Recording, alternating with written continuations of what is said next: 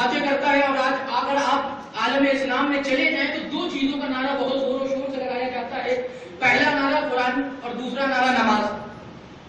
پہلا نعرہ قرآن کا اور دوسرا نعرہ نماز کا. توجہ چاہتا ہوں آپ سے لفظ و لفظ. اب اتنی دور سے آپ کی خدمت میں آ گیا ہوں تو آپ کی ذمہ داری ہے ذرا جا کے سنیے گا کیا مطلب ہے.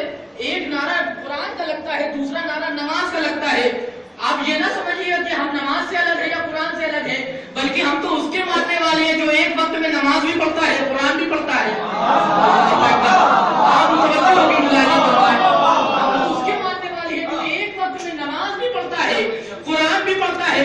ہم تو اس کے ماننے والے ہیں کہ اگر پشت رسول پر حسین آ جائے تو نماز بھی ہوتی رہتی ہے, حسین سواری بھی کرتے رہتے ہیں. تو ہم تو اس کے ماننے والے نماز سے قابل نہیں ہے, قرآن سے قابل نہیں ہے. لیکن بات یہ پہنچانا چاہتا ہوں کہ آج قرآن کا ذکر ہو رہا ہے, نماز کا ذکر ہو رہا ہے. آپ چلے جائیے, صفوں پہ صفیں نکل رہی ہے, انجمن پہ انجمن نکل رہی ہے, ٹولیوں پہ ٹولیاں نکل رہی ہے, قبیلوں پہ قبیلے نکل رہے ہیں. نماز پڑھیے, نماز پڑھیے, نماز پڑھیے, نماز پڑھیے.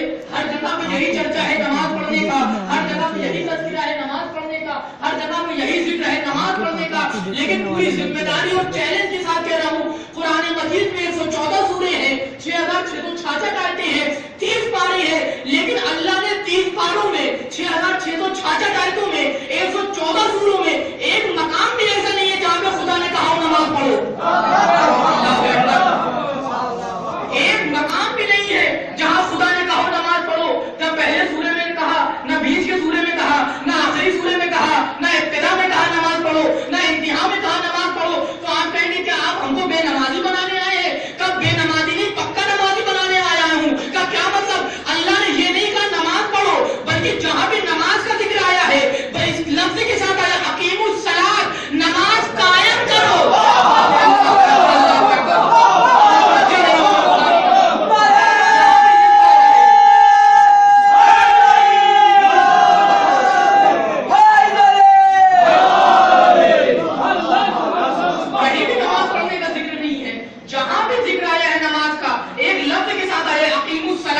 نماز قائم کیجئے, نماز پڑھیے نہیں قائم کیجئے. پڑھنا اور ہوتا ہے, قائم کرنا اور ہوتا ہے. کب پڑھنے اور قائم کرنے میں کیا مطلب ہے؟ پڑھتا تو شیطان بھی تھا, پڑھتا تو شیطان بھی تھا, لیکن اس کی پڑھی ہوئی اس کے منہ پہ مار دی گئی. لیکن جو قائم ہوتی ہے وہ قیامت تک زندگی باقی ہو جاتی ہے. کیا مطلب؟ کائنات میں صرف 2 ہی کردار تھے جن کی نماز قائم ہوئی اور آج بھی آسمان پہ چمک رہی ہے. ایک علی نے 21 رمضان قائم کری تھی, ایک حسین نے روزے عاشور قائم کری تھی. سلوات پڑھ دے محمد محمد. ایک علی نے 21 رمضان کو قائم کری ہے, ایک حسین نے روزے عاشور قائم کری ہے. اور آپ دیکھیں کہ نماز قائم کرو, پڑھو نہیں قائم کرو. اور دیکھیے اللہ نے جناب آدم سے کہا آدم نماز قائم کرو, نوح نماز قائم کرو, ابراہیم نماز قائم کرو, اسماعیل نماز قائم کرو, مسولم نماز قائم کرو, زرقب نماز قائم کرو. تمام پیغمبر کو یہی حکم دیا گیا نماز قائم کرو, نماز قائم کریے, نماز قائم کیجئے. لیکن کسی بھی امت والے کو یہ شرف نہیں ملا کہ وہ اپنے ہاتھی کو یہ کہہ کے سلام کرے کہ آپ نے نماز کو قائم کر دیا, آپ نے نماز کو قائم کر دیا, آپ نے نماز کو قائم کر دیا. یہ شرف اور شرف فقط ہمیں ملا جب ہم نے اپنے حسین کو یہ کہہ کے سلام کیا اشہد انک قد اقمت الصلاۃ. اے حسین آپ نے ہمارا سلام کیا, آپ نے نماز کو قائم کر دیا, آپ نے نماز کو قائم کر دیا, آپ نے نماز کو زندگی دے دی. نماز قائم کیجئے. اور فقط نماز کا ذکر نہیں, زیادہ مقامات پر ایک ذکر اور جڑا, اقیموا الصلاۃ وآتوا الزکاۃ. نماز قائم کیجئے اور زکات دیجئے, نماز قائم کیجئے, زکات دیجئے, نماز قائم کیجئے, زکات دیجئے. آج لوگ اسلام پہ فتوے لگاتے ہیں, بتاتے بڑا کٹر پنتھی کا مذہب ہے, یہاں پہ کوئی رعایت نہیں ہے کسی چیز کے لیے, ہر چیز بڑی سالڈ ہے, پختہ ہے, اس کے خلاف گزر گئے تو یہ سزا ہے, اس کے خلاف چلے گئے تو ہاتھ کٹ جائے گا, وہاں گردن کٹ جائے گی, وہاں پاؤں کٹ جائے گا. یہاں کوئی رعایت نہیں ہے, یہاں کوئی گنجائش نہیں ہے, یہاں کوئی بخشش نہیں ہے. بلکہ تم نے اسلام کو ملاؤں سے سمجھا, اگر مولا سے سمجھا ہوتا, اگر اسلام مولا سے سمجھا ہوتا تو تمہیں پتا چلتا. اگر آپ کو اسلام سمجھنا ہے تو صرف ایک جملے میں سمجھ لیں کہ اسلام میں کتنی رعایت ہے اور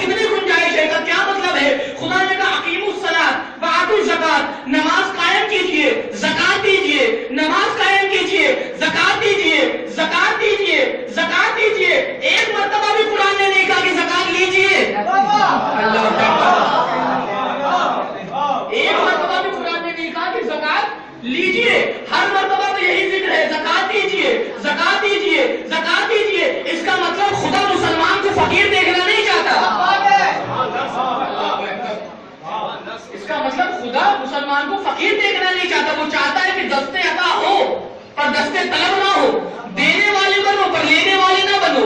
اقیموا الصلاۃ وآتوا الزکات، نماز قائم کیجئے، زکات دیجئے. بڑے بڑے فتوے آتے ہیں کہ صاحب ان سے مدد نہ مانگیے، ان سے مدد نہ مانگیے اور غیر اللہ سے مدد نہ مانگیے. ہم نے کہا ٹھیک ہے، قرآن سے چل کے پوچھتے ہیں، اگر وہ بتا دے کسی اور سے مدد مانگو تو مانگنا جائز، اگر نہیں بتاتا ہے تو نہیں مانگیں گے. کیا مطلب؟ سورہ بقرہ دوسرا سورہ 153 نمبر کی آیت 153 ارشاد باری تعالیٰ ہوا بسم اللہ الرحمن الرحیم یا ایھا الذین آمنوا استعینوا بالصبر والصلاۃ. اے مومنوں مدد مانگو نماز سے اور روزے سے. اللہ اکبر. میں تو سوچ رہا تھا آپ بہت دور تک جائیں گے. استعینوا بالصبر والصلاۃ، مدد مانگو کس سے؟ نماز سے اور روزے سے. اور فوراً آیت آگے بڑھی ان اللہ مع الصابرین، لیکن یاد رکھو اللہ نماز والوں کے ساتھ نہیں، صبر کرنے والوں کے ساتھ.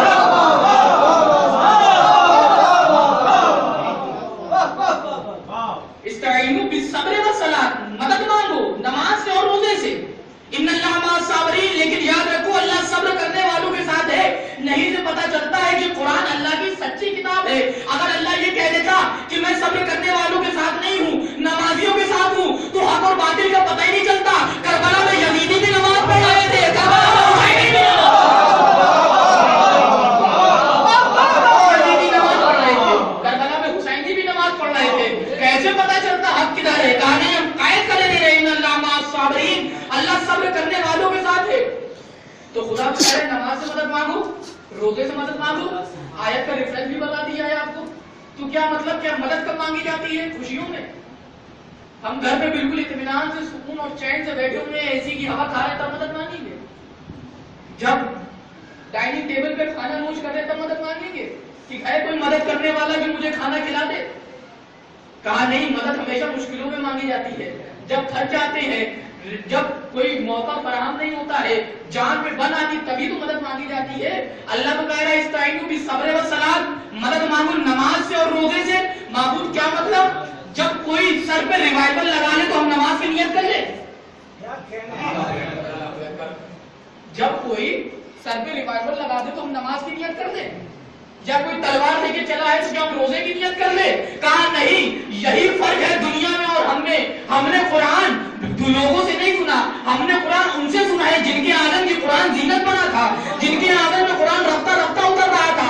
جب امام ششن کے پاس گئے اور جا کے فرماتے ہیں مولا یہ کیا مسئلہ ہے؟ قرآن فرماتا ہے استعینوا بالصبر والصلاۃ، مدد مانگو نماز سے اور روزے سے، صلاۃ سے اور صبر سے. کہیں نماز اور روزے سے مدد بھی مانگی جاتی ہے. امام نے کہا تو سمجھا نہیں، الصبر رسول اللہ والصلاۃ امیر المومنین.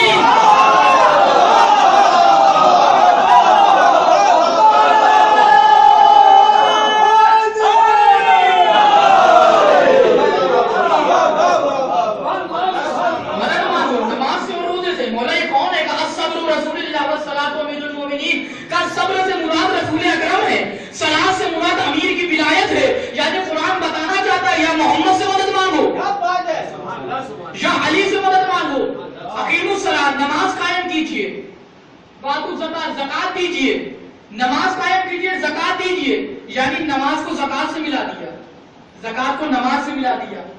اچھا ماشاءاللہ، اب میں آپ سے بار بار تو نہیں کہوں گا کہ آپ جاگ کے سنیے، بیدار ہو کے سنیے، سنتے رہیے، جاگتے رہیے. کہا کیوں؟ آپ تو ماشاءاللہ خود سننے آئے ہیں. اور اگر آپ پہ گرا نہ گزرے تو ایک جملہ بولوں، معرفت کا دریا چڑھ جائے گا.